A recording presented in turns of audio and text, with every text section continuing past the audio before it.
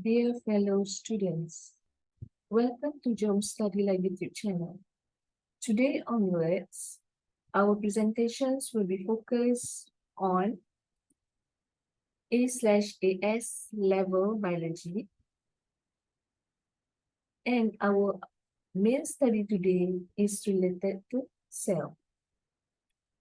At this advanced scenario, we delve deeper into the heart of biology, where we explore the intricacies of cells, the fundamental unit of life.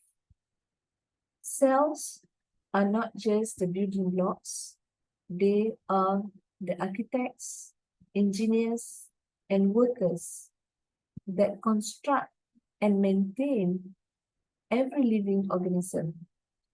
In this presentation, we will journey through the remarkable structures and function of cells, as well as their pivotal role in genetics, evolutions, and disease. Get ready for a journey into the profound mysteries and cutting-edge research of cellular biology at the A level. Let's begin. Cell structure. Basically, let's look into the upper level. We have microscopy. Cells are the fundamental building blocks of living organisms, and while many of them are microscopic in size, their structures and functions play a crucial role in all living things. The use of microscope has been essential in uncovering the intricate details of cell biology, allowing scientists to explore the hidden world within these tiny units of life. We have light microscope and electron microscope. The one that put into practice is light microscope. Light microscope use visible light to illuminate specimens, and the image is magnified through a series of lenses, including the objective lens and eyepiece lens, making it visible to the human eyes. With the advancement in technology, we have allowed for the projections of microscope images onto screen or the recording by cameras, making it possible to share findings with a broader audience and preserve images for further analysis and documentation. On the other hand, we have electron microscope. It's a very powerful tool with its use in various scientific fields, including cell biology. Electron microscope employ beams of electron for the reason to illuminate the specimens. This will allow for much greater magnification and resolution than can be achieved as compared to light. The specimen must be very thin and placed in a vacuum. The vacuum environment prevents the scattering of electrons by air molecules, ensuring that the electron can pass through the specimen unimpeded. For the cell structure, the calculations to calculate magnifications is size of image divided by actual size of object. So we also can simplify the actual size of the object is equals to size of image divided by magnification. So this is the note for you to change millimeter to pm. You need to multiply by 1000. And the unit to calculate the magnifications or actual of the size of the object is in the unit of micrometers, pm, nanometers, or nm. So let's look into the general aspect. Resolutions depends on the amount of magnification and also the number of limit on the amount to magnify the image.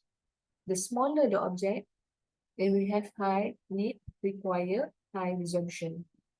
For the light microscope, the difference between the electron microscope is light microscope, the wavelength of the ring determine the resolution. For the electron microscope, we can distinguish smaller object than light microscope. because electron microscope has much higher resolution as compared to light microscope. Let's look into the cell structure and function. We have animal cells and the plant cells. Let's focusing one by one on the cell membrane, or sometimes it might call cell surface membrane or plasma membrane. Three different names is actually referring to the same thing. What we have under the cell membrane? What are the functions with regard to the cell membrane? First, it regulates the passage of substances into and out of the cells. It controls what molecules are allowed to enter or exit, ensuring the cell's internal environment remains stable. It separates the cell's interior or cytoplasm from the external environment. It acts as a protective barrier, preventing harmful substances from entering the cells. And also, it also contains protein that identify the cells as belonging to a particular organism or tissue, and it plays a crucial role in immune responses and cell signaling. On top of that, it also allows cells to stick to each other, forming tissues and organs. Various proteins in the membranes are involved in cell excision, and the cell membrane is studded with receptor protein that allow the cell to detect and respond to specific signaling molecules such as hormone. And also, cell membrane act as a transport, facilitate the transport of various molecules such as iron, nutrient across the membrane through active and passive transport processes. Second, let's look into nucleus. Nucleus houses the cell genetic material in the form of DNA. This DNA carries the instruction for building and operating the cell, as well as the information necessary for inheritance and the trait of an organism. With the nucleus, the process of transcription occurs, during which DNA is used as a template to synthesize RNA molecules, including messenger RNA or mRNA.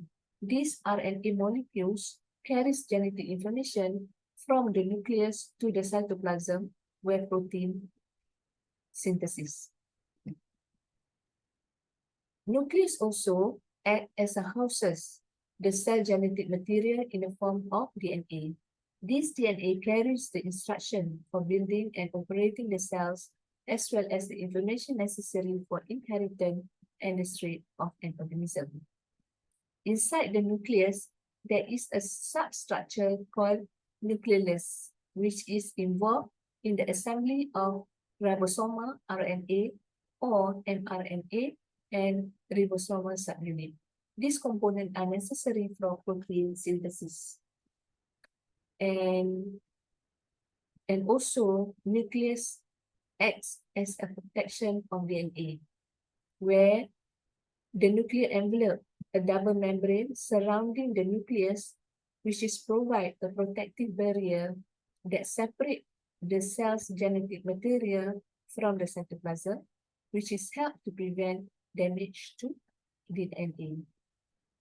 So, the cell structure number 3 is ribosomes. Some will say that ribosome, and I would pronounce it as ribosomes, are responsible for translating the genetic code contained in messenger RNA or mRNA into protein. This process involves reading the sequence of codon on the mRNA and link together amino acids in the correct order to form a protein.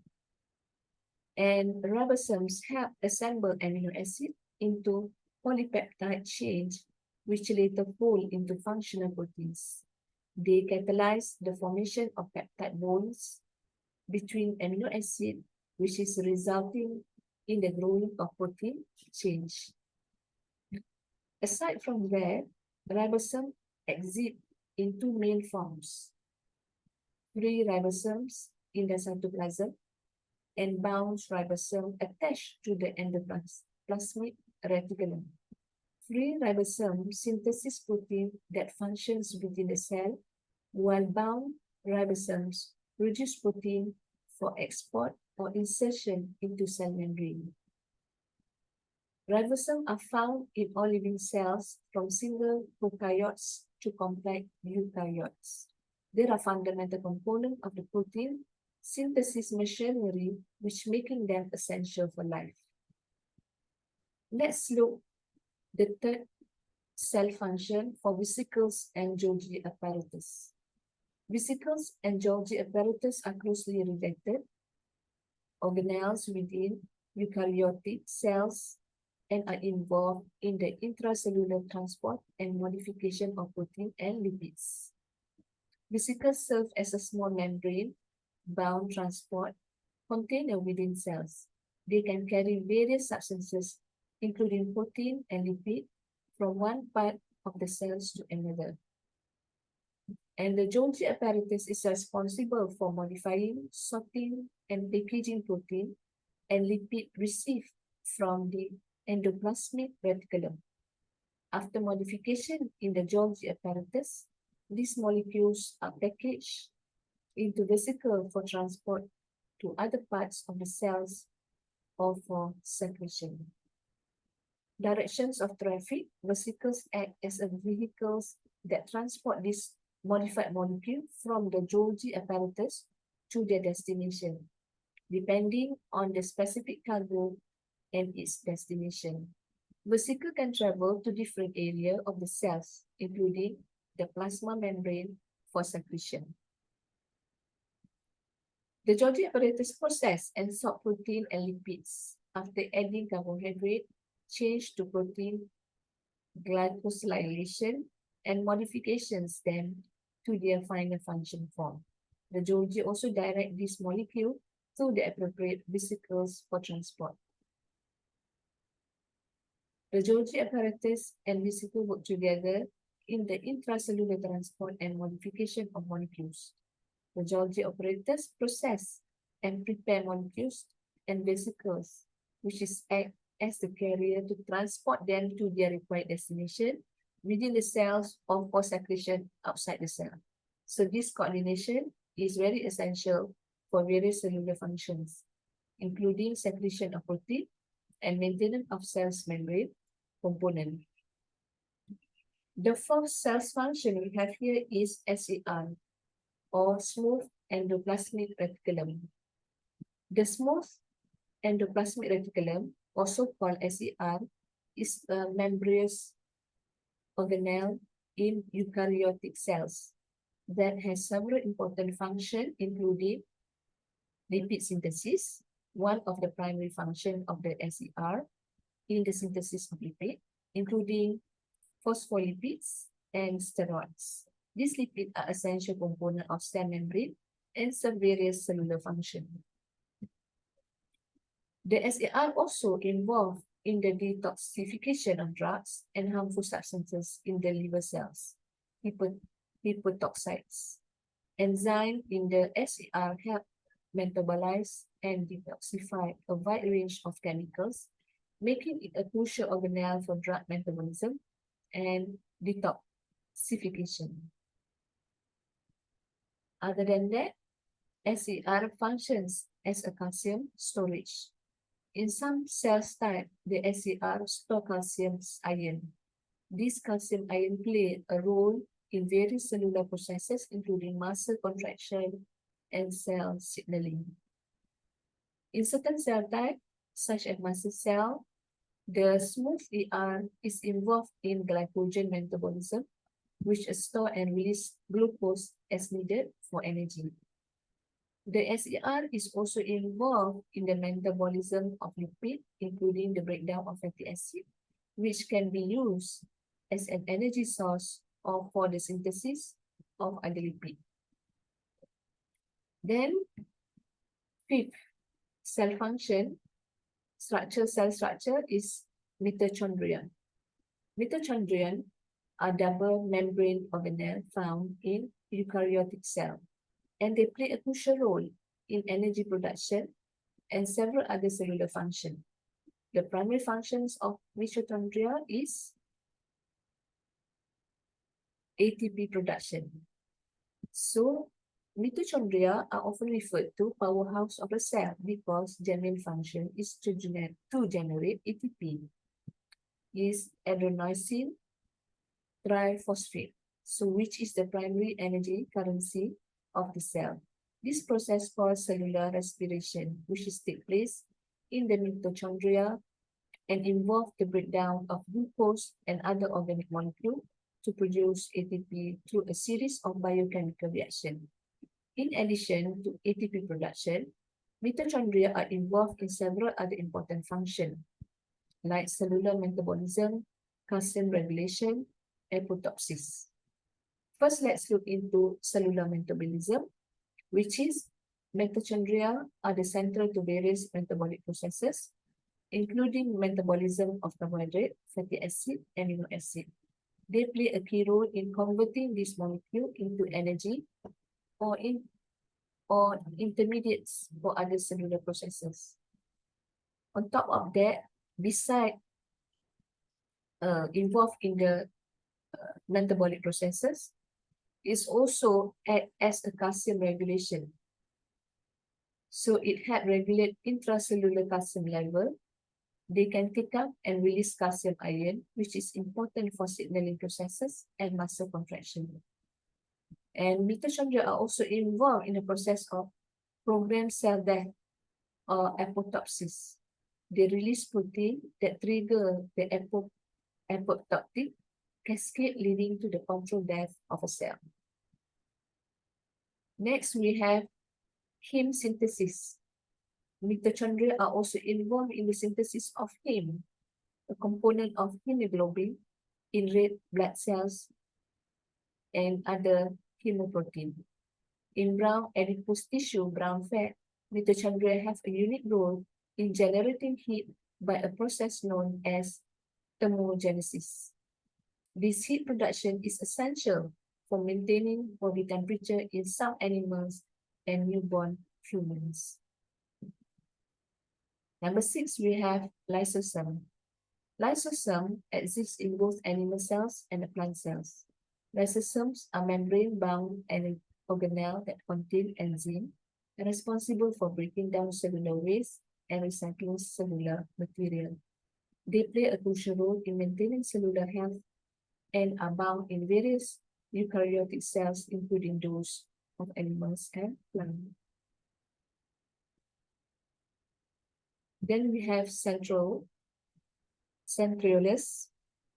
a small cylindrical structure found in animal cells but are generally not present in plant cells. It only exists in animal cells. Their function is to help in cell division, specifically in organizing and forming the mitotic spindle during cell division. The centrioles exist in the separations of chromosomes, ensuring that each new cell receives the correct number of chromosomes. And the plant cells rely on different structure called microtubule organizing center or MTOCs for similar functions. So in plant also, they have the same similar functions, but it called as MTOCs. But in animals, centrioles play an important role in terms of cell division, organizing, forming the mitotic spindle during cell division. Chloroplast. As you know, chloroplast is only exists in the plant cells, not in animal cells. Chloroplasts are specialized organelles that contain chloroplast, a pigment responsible for photosynthesis. Chloroplasts are primarily found in plant cells and some type of algae. Their function is to capture light energy through photosynthesis. During photosynthesis, chloroplasts use light energy to produce glucose, a form of sugar from carbon dioxide and water. This process is vital for the productions of food and oxygen in plants and algae, making chloroplasts unique to this photosynthetic organism. So in this slide, is going to explain about the comparison between the three cells, prokaryotic, animals and the plant cells, and plus eukaryotic cells. what we have in the prokaryotic cells, animal cell, plant cells, and what do? We do not have in the plant cells. Okay, let's look in terms of the plant or plasma cell surface membrane. Prokaryotic cells, they have a plasma membrane. Same thing goes to animal cells, plant cells, and eukaryotic cells. In terms of the cell wall, prokaryotic cell, they have many prokaryotic cells have a cell wall made of peptidoglycan, or you call it as peptidoglycan.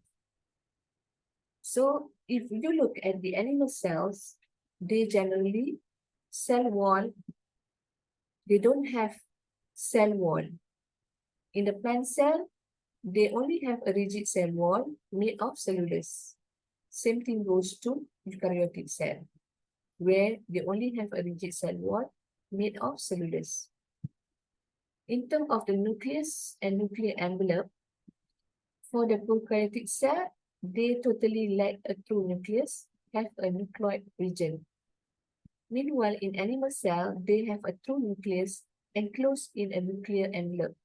Same thing goes to the plant cell and eukaryotic cell. Chromosome. For the prokaryotic cell, they have a single circular chromosome. And for animal cell, they have a multiple linear chromosome. Plant cells and eukaryotic cell also have a multiple linear chromosome. Let's look into the mitochondria. Prokaryotic cell, they definitely lack of mitochondria, whereas in animal cells, plant cells, and eukaryotic cell, they have mitochondria for energy production. Okay, then we go to the stage of chloroplast. Prokaryotic cell, they don't have chloroplast. Animal cells also, they don't have chloroplast, except plant cells contain chloroplast for process of photosynthesis. If you look at the eukaryotic cells, where they is actually in the middle of animal cells and the plant cells, they may contain chloroplast in photosynthetic organism. Next, we look into SER or RER, rough endoplasmic reticulum and smooth endoplasmic reticulum plus Golgi apparatus. Prokaryotic cell, they don't have membrane-bound organelle. And meanwhile, animal cell, they have rough and smooth ER as well as Golgi apparatus. Same things goes to the plant cells. They also have rough and smooth ER as well as Golgi apparatus. Same things to eukaryotic cells. Ribosome. Prokaryotic cell, they have ribosome for protein synthesis. Same things goes for animal cells, plant cells, and eukaryotic cells. And finally, for centrioles, for prokaryotic cells, they don't have centrioles. But for animal cells, they may have centrioles involved in cell division. But for the plant cell, generally, they lack of centrioles. Through some lower plants group has similar structures. But for the eukaryotic cell, they may have centrioles in animal cells, but not in the plant cells. We already discussed this earlier. That's all for today's presentation. It's more detailed about cell, and I already simplified it so that you can understand further. Thank you very much for listening, and please don't forget to subscribe to Germ Study Lab YouTube channel. Thank you very much.